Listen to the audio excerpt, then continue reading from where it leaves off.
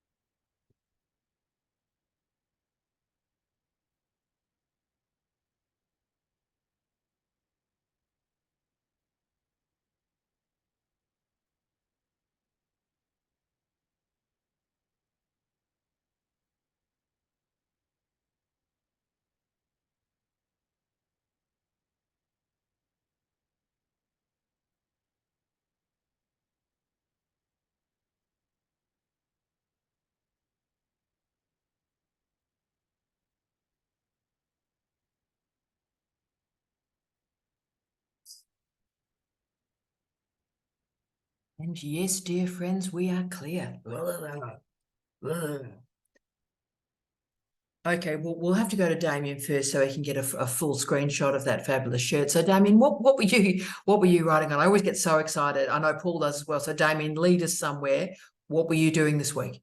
I'm co-authoring a journal article with someone else charting queer representation in Australian scripted television since the year 2000. So it's sort of the trends that we saw over that period. I've watched every single thing that has a queer character since the year 2000, and I put it all in a spreadsheet, and this is the outcome of that spreadsheet. Oh, that's exciting. And what's going to be the movement of that spreadsheet, Damien? Where's that spreadsheet going? Well, it was originally a side thing for my thesis to go, has there been an increase? And so I did it just to go, has there? And then it doesn't really fit in my thesis itself, which is about production culture. And so Whitney Monahan, who did the 1970 to 2000s cataloging, I've teamed up with her and we're going to do the follow-up to her piece. The spreadsheet itself will probably sit in the back of my thesis. Right. No, I was hoping you'd say that. I'm a big fan of the attendant or the outtake version, the alternative mix version of the thesis. Those bits are in appendices. That's great, Damien. Wow. Oh, I see Paul's excited too. We're going to be citing all this. We're sort of following you because we want to cite all your work, Damien. Soon. It's getting submitted soon. You are legendary, brother. We're so thrilled with you. God help us, you're a rock star. Should we go to Queen Kirsty and her lifestyle location? So, Kirsty, you continue to inspire us. Last week, you made my head explode. My head like opened, exploded, and then closed again. So where are you, Kirsty? Well, I've been really sitting with that whole hall idea and encoding and decoding. And I read something really interesting from David Livingstone when he said, where scientific texts are read as read has an important bearing on how they are read. And then I started to think about, I'm also with this data I've got coming in for the communication methods and what communication, climate change communicators feel is really effective. There's also construal theory as well, construal level theory, and also Maguire's communication and persuasion matrix. And so I'm sort of like slowly putting them together around the data and it's making sense. So the message in the audience, how they understand that message and how then they change from how they understand that message. And so I'm doing a lot of reading around that and and that whole contextual interpretation. So anyway, at the moment I'm totally confused, but for some reason there's something in it and it really makes sense to me. So I'm getting there. This is brilliant. You've had a great week. That's outstanding. to just add to the potpourri of your intellectual life at this juncture, the theorists that might change your life and hold it all together are Gunther Kress and Bob Hodge, and the book Social Semiotic. Published in 1988. So our medical scientists, Paul, they won't like that reference at all because it was not in the last 5 years. 1988. Now, mate, you're reading structuralism, so you're reading the Hall stuff that's structuralism. Social semiotic was the moment that took the encoding and decoding and put it into context and looked at how the social semiotic resonated in and with audiences. So that wonderful book might be the mortar that holds the bricks together for you. Thank you. Thank you. Oh, how great is Kirsty? So Paul, did I just misspeak on behalf of our family? What were you writing on, and do you agree with me or disagree with me and Kirsty in the lifestyle location? No, I agree. As I just put in the chat, look at Kress and his idea of functional specialism, which looks at, within semiotics, how our social and cultural backgrounds affects our decoding of information. So it will, depending what our social background is, we'll take on information in a different way to someone else with a different social background. So that's kind of applying lenses to the information we gain from signs and signifiers. So that might be helpful. But yeah, I was I was looking at, so last week I spoke about this kind of idea of sustainable research, and I'm trying to understand that a bit more, what that term is that doesn't really exist in the world. I have been spending a bit of time just putting sustainable theory and literature to the ideas that I'm using, and using the sort of sustainability kind of works on environment, social, and economic. And I'm starting to argue that there should be a humanistic sustainability as well. So they'll link economic, social, and environment to better humans' experience and their experience going on into the future. So that's kind of what I'm starting to get to. Nuts and bolts very early. See, this is brilliant, Paul. Where I was thinking on your behalf, doing my homework as your research assistant, is trying to think about the sustainability of data sets this week. So ensuring open access of data sets, using all sorts of methodologies that are unobtrusive methodologies. Unobtrusive research methodologies for me are the most sustainable methodologies, because they're not creating anything new. They're using what we have better. I don't know if any of that's useful, Paul. Yeah, and you know, we've spoken about before, that's kind of my go-to, is to look at what's being done already. And so I guess the sustainable research practice as a model, I'm kind of, in my head, it's coming together as a lens that we look at research through. It's a way of observing, or even a theory to look at research. It's going to map the way we put together our methodology, is to be sustainable in sustainability in a literal sense, but also looking at how project and the research has a longevity past our present, and looking at how what we do now cannot affect its longevity in the future. So it's kind of looking at it as a potential lens going forward. Oh, this is huge. Is anybody else just nodding and going, this is huge? Paul, write this so we can cite it. Paul, that's legendary, mate. Absolutely legendary. Should we go to our other friend in an undisclosed location, Jane, who's joining us from a darkened location in hiding with the CIA. So Jane, from your CIA location, how have you gone this week? I'm just in Collingwood in Melbourne. It's not very secret at all. Good. So today I was working on, I'm actually going overseas tomorrow to do some conference presentations. So I'm writing those last minute. They're pretty cool. And so, what are they on, Jane? What are they on? I'm going to UNESCO in Hamburg to do a paper on how prison libraries contribute to lifelong learning for prisoners. And then I'm going to Antwerp to give a conference paper at a corrections conference about how libraries, books and reading contributes to humane corrections. See, can you just look at Kylie's face, even if you look at this like on repeat, Jane, Kylie and Paul's face, we are so obsessed with you and citing this research. It's unbelievable, mate. You're going to have a fantastic time, but wow, that research is important. We've got to get that out as quickly as possible, Jane. Yep, doing my bit. It'll be fun. Oh, you're amazing. God, we love you, Jane. We love you, Jane. Travel well, travel safely, noting Thank you. challenges on planet Earth at the moment. Travel safely, travel well. Indeed. Thank you. Should we go to, from Collingwood, from the glamour of Collingwood, should we go to the ambassador of Norfolk Island to Megan? So Megan, hashtag no pressure. What were you working on, darling one? I'm just cleaning up my research proposal to make myself sound as intelligent as the rest of you. No. And that's very difficult. But I have this wonderful supervisor who I'm sending my draft to this afternoon. So I'm trying to make it in sensible language for her as well, rather than my shorthand. Look, research proposals are really, really, really, really, really hard to write. The language is very, very difficult. You basically lose a lung, you lose an organ when you do it. It's very difficult writing, Megan, darling. Yeah, well, it exploded my brains, and I had to go to the doctor and have part of them taken out. So your brain grew. So your brain grew beyond the skull. Have I got any skulls in? No, they're all the skulls. No, I think that's because of all of you. Like, it exploded my brains with everybody else's intelligence. So, I had to go and have the holes stitched up where it exploded.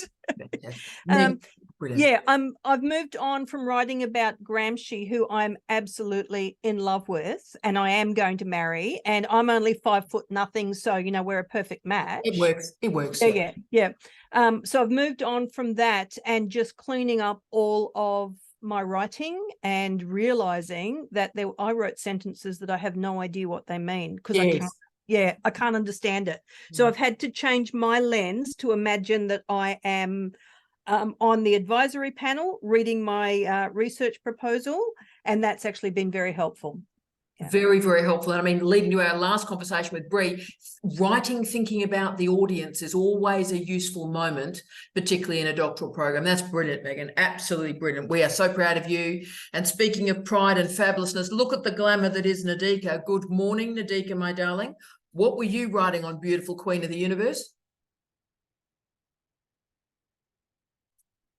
Have I got you, darling? Can I help you? Or did you, I think you've frozen, Nadika. Have I got you, darling? Public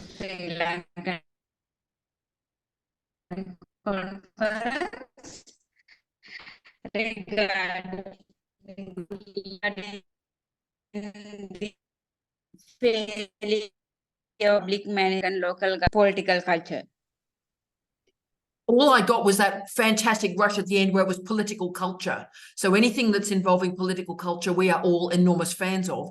Nadika, darling one, we only got some of that in a sort of garbled fashion through your technology. If you could write that down for us, that would be helpful because I'd love to know what you're doing, beautiful one. You go, Nadika, you are the best in the universe. Let us go to Queen Kylie. Kylie, you are in our court.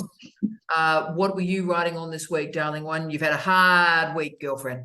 Yes, but after the last office hours, I jumped in and started looking for bricolage, which who knew was a thing, and that Levi Strauss didn't just make jeans.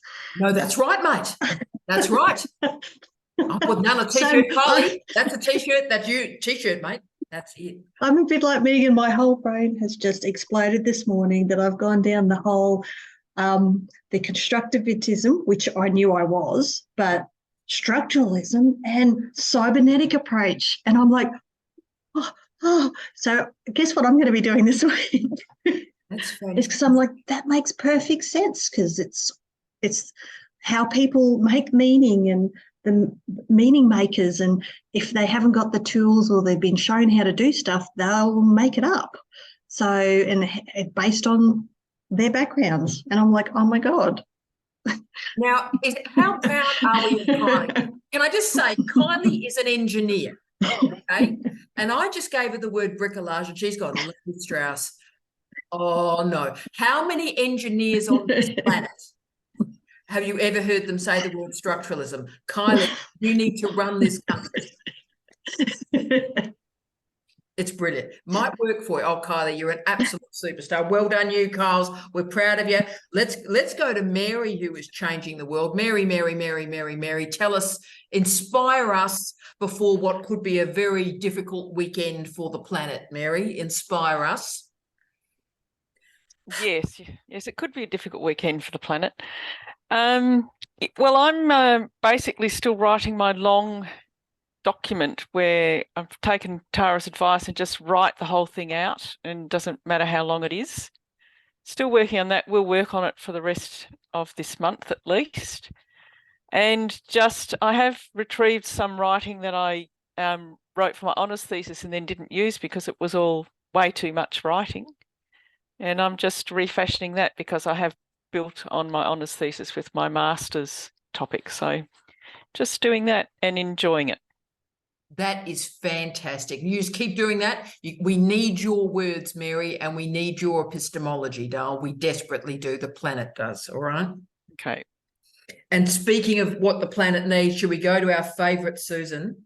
Oh, Susan, give us some wisdom, Susan. What were you working on this week, you superstar, you? Well, I was working on notes that I had taken about the differences between genealogy and history, and how one is an academic discipline and the other is not, and the reasons why that might be the case.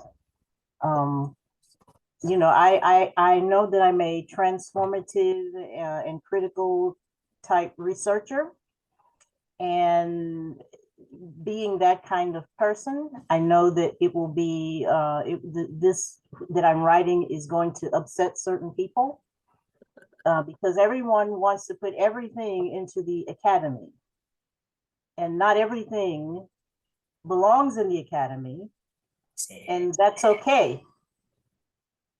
I mean, it's okay to not be an academic discipline. It is.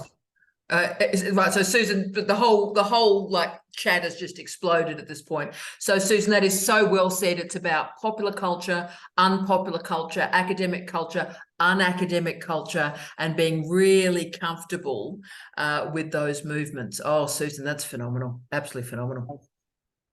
Oh, thank you, Susan. We should go to wonderful Gay after that inspiration. We've had a little historian pocket going on from Mary, Susan, and Gay. Gay, what were you writing on, my queen? Well, I wasn't writing history today. I was writing up an experiment on foraging behaviours in cockroaches.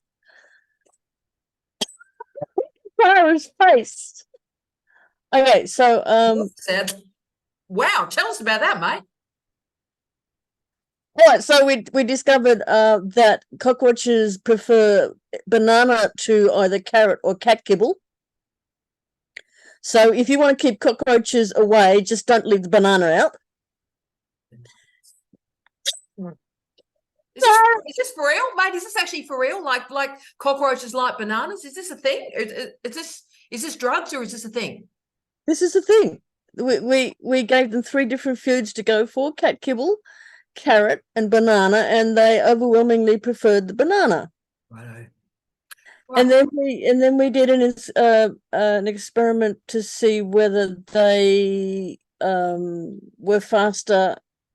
Well, this is pretty simple. Whether going over different kinds of terrain would affect how fast they got to the food, basically. Right. So you were assessing the cockroach as an all-terrain vehicle. Like, are they a Pajero or are they a Land Cruiser, basically? Yeah. we used mazes. So the mazes were either clear, or they had pillars, or they had slabs that they had to walk around. Right, so I think my life has changed. I'm not going to look at cockroaches, and of course, in the Territory we get some big cockroaches, girlfriend. Can I tell you? Don't leave the banana out. No, I'm not going to buy a banana. I'm not even going to have a thought of buying a banana to even have that thought in my house, Gay. Thank you for that. I can see you again. That's changed more people's lives than just about anything else. But we need bananas, Tara. We're monkeys. 98% of our genetics are monkey. Yeah, but I don't like cockroaches. Leave them out. Leave them out. What am I leaving out? The cockroaches or the bananas, Gay? Well, please leave out the cockroaches, but don't leave out the bananas. Okay. Where the cockroaches can get to them. Maybe I just take magnesium. Paul, what's happening with bananas, Paul? I mean, I hate bananas, so We'll see. it's not one for me. I put it in the chat, but I kind of want to, if everyone's okay with it, turn the microphone and camera on you and ask what you've been writing about this week. You always ask us, but no one ever asks you. Oh, Paul, you sweetness, because I was just about to go to break. Look, what I'm writing on at the moment, because you know I have articles that I only write in Write Club. So and I've written, I think, 2 while we've all been together as a family. So what I'm writing on, Paul, you superstar, is I'm writing up the Uberification of the doctorate that started life as an outrider a few weeks ago. And I realised it was quite a significant intervention in the political economy of doctoral education and higher education. So I'm writing up the Uberification piece at the moment, and I'm about half finished through the second of our Write Club. So thank you, Paul, for asking. And I'm hoping it might be finished in, say, 2 more weeks or maybe 1 more week. So it's powerful. Thank you, Paul. Thank you, Paul. That was a bit of pressure. And we need to go to Queen Bree. So Bree, darling, what were you writing on? I'm so excited to see you here. Oh, it's nothing special, just that lovely research proposal that we need to be doing at the start. And Bree, did your brain explode too, like Megan's? Did you have a brain explosion that had to be put back in, or? My brain is constantly exploding. This is a very, very steep learning curve, and the language that I need to be using in my research proposal to gain credentials, scholarly credentials. I don't know if that's the right way to explain it. Lots of brain explosions. Darling, when you just keep going and it builds, darling, it undulates, it layers up, darling, it layers up, okay? So just start somewhere and the vocabulary just grows, okay? Okay. You are the best. You just stay with us. Beautiful Maeve, where did you go this week, darling one? Just unmuting. In my hour and a half space because of daylight saving this morning, I thought, what shall I do? So I knew that there was a recent Outrider vlog that you put up on the mid-candidature review. And as that's my next milestone, I thought I will do that. So I put my, I had a few choices of what to do with my Write Club time, but I sort of did a slightly reflective, writing on so I'm sort of taking stock, and I remember people, I'm a creative, so I had no idea what a Gantt chart was. And, creatives don't actually want to know that. I have to say this for the rest of the world of creatives out there that listen on a Sunday and any other day they can. I just don't actually want to know that, but I did. I also looked it up. So, a lot to learn in a short space of time, just like Kylie, except I knew what bricolage was, Kylie, because it's a thing I did for an entire unit in my master's degree, as Damien. I don't know if you did that unit, Damien. It was the one that our French assistant professor took. I remember it well. Yeah, so I took that one, and actually there were 3, anyway, kind of stopped talking, but there were 3 units that we were allowed that were sort of high level. And so I took all of them, but most people, Damien, only did 2 of those because they had to do 2, but there was the 3rd one. And I did an entire unit of my master's, Kylie, on bricolage. So I do know bricolage and I don't know Gantt, Whereas Kyle's, like, engineers eat Gantt charts before a Gantt their chart. coffee in the morning. It's like, give me a Gantt chart. Start and end and starts and so I can do it for you, Maeve, if you need to do another one. Oh, okay. Well, I could be emailing you soon. But yeah, so I think it's a humble moment for me. I've probably been a bit off track of late. That's okay. The reality of a PhD, I don't know what anyone else thinks, but by the time you've been doing it for a while, you're going to have the on-track times, you're going to have the high flyer times, and then, hey, you're going to have the difficult times. So I think this has been, you know, my difficult moment. Sorry for all the people around me who get to carry me through the difficult moment, including Jamie Clinton. Pass that on, would you, Tara? I will. So yeah, I've been reflecting deeply about what will it take for me to progress to where I want to be. Well said, Maeve. Powerful use of Right Club. Well, I'm nearly through, everybody. Can I just do a quick touch base with beautiful Edith, who is adding a level of glamour to our Right Club this week that is beyond belief. Between Damien and Edith, it's just glamour central. So, Edith, what were you writing on, my darling?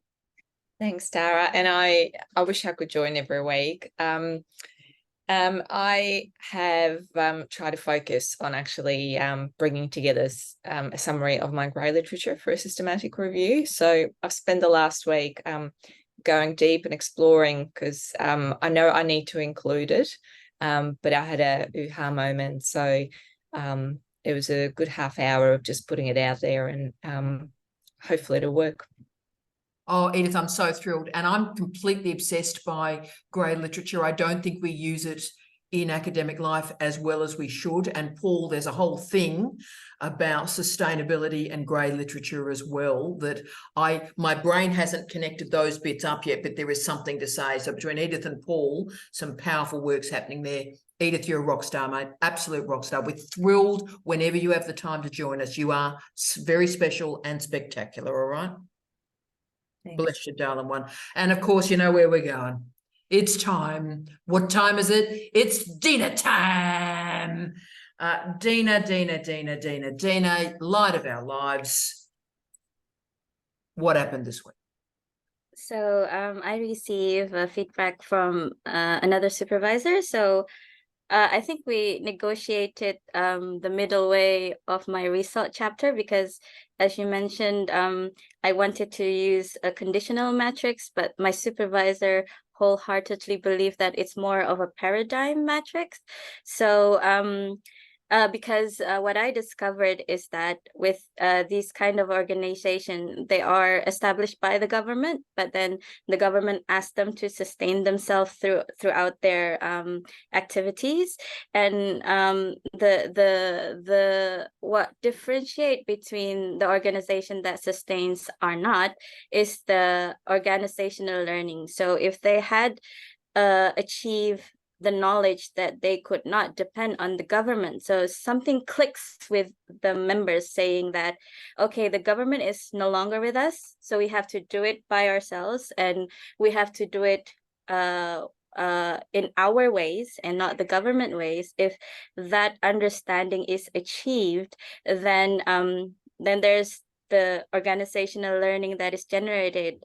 I'm using Agredis' theory of the same concept. So what I understand as organizational learning could not be expanded by the paradigm matrix in grounded theory. And that's why I wanted to use the conditional matrix. But then my supervisor say, oh, okay, well then gonna use both. So the paradigm matrix will be expanded by the conditional matrix that I wanted. So so it's good. So it's there's the push and pull is probably now already resolved. So I could concentrate in that logic. So expanding the paradigm to a conditional matrix. Good. So that's a good progress for me at least. Well done for you. And Dina, your courage in holding your ground, which is so important for grounded theory, holding your ground and walking your supervisor to a new space is wonderful. Thank you. We are so proud of Dina. Colleagues, we didn't get through to Piper. I'll just wave at Piper. Piper, I'm hoping, is waving at us from Adelaide. Colleagues, thank you all. Oh, Piper, hi, Piper. Do you want to say hi from your pink? I do. Hello. The pink bunker? I'm just having some technical problems over here, but I had a good half an hour. Okay, thank you, darling one. Have a lovely week. I'll see you next Thursday. Colleagues, thank you all for your time. Damien and Edith, thank you for lifting the caliber and the quality of our sartorial splendor today. Megan, good energy. I hope your head is fantastic. All send good energy to Megan's head. Who knew we'd ever be saying that? Have a lovely, lovely week. You're the best. Paul, sleep well, brother. Much love. See you soon, team. Bye-bye. See you next week, everyone. Bye. You Bye, rock, Dina. Rabbit. Love you, Dina.